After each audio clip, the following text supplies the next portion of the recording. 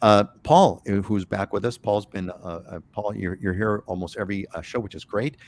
Asks, is there a price point above which competition for a house decreases?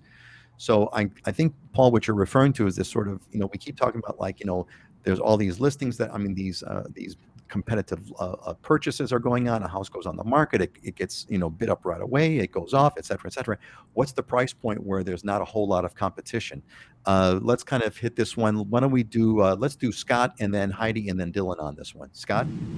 Yeah, on Oahu, it's about 4 or 5 million and up, and so that starts to thin out the buyer pool. We that typically shifts people more to the international buy side.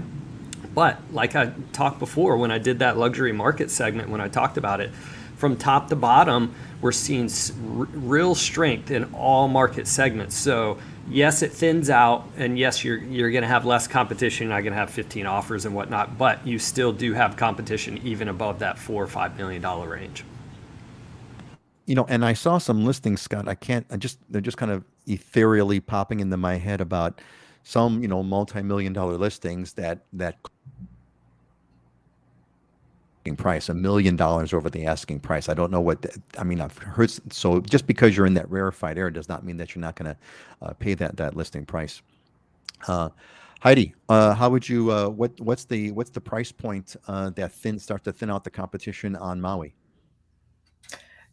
Yeah, similar on Maui. I mean, up in the 4 or 5 million and above. I mean, the higher in price you go, the less the buyer pool is. But I mean, an $18.5 million home just sold in McKenna recently. So, I mean, things are still selling at the high end luxury price point. But for a property like that, no, you would not have 10 offers on something like that. But we're still seeing a lot of strength on Maui. I mean, even in the like $2 million, $3 million range. I mean, that's still been really strong. So across the board.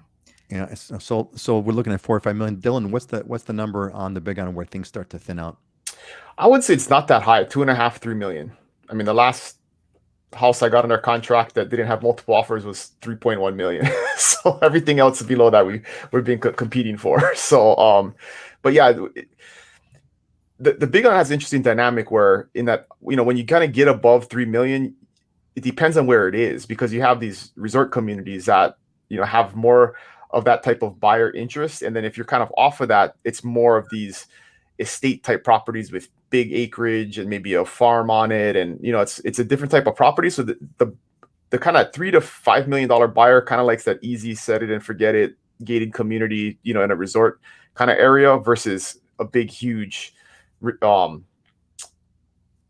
farm, or ranch or whatever it is. So it's an interesting dynamic, but really that it depends on where you're looking in that price range that matters too. There you go. Well, thanks, Paul. Thanks, Dylan and Scott and Heidi, for those responses. Paul, hope you got the good feel there. You're looking at 3 million to start on the big one, and 4 million and up on Oahu and on Maui. BB, Dan's ready to work for you. So maybe you two can connect up and kind of make something happen. I think Dan wants to go to the Big Island. So Dan wants. I think we've covered everybody.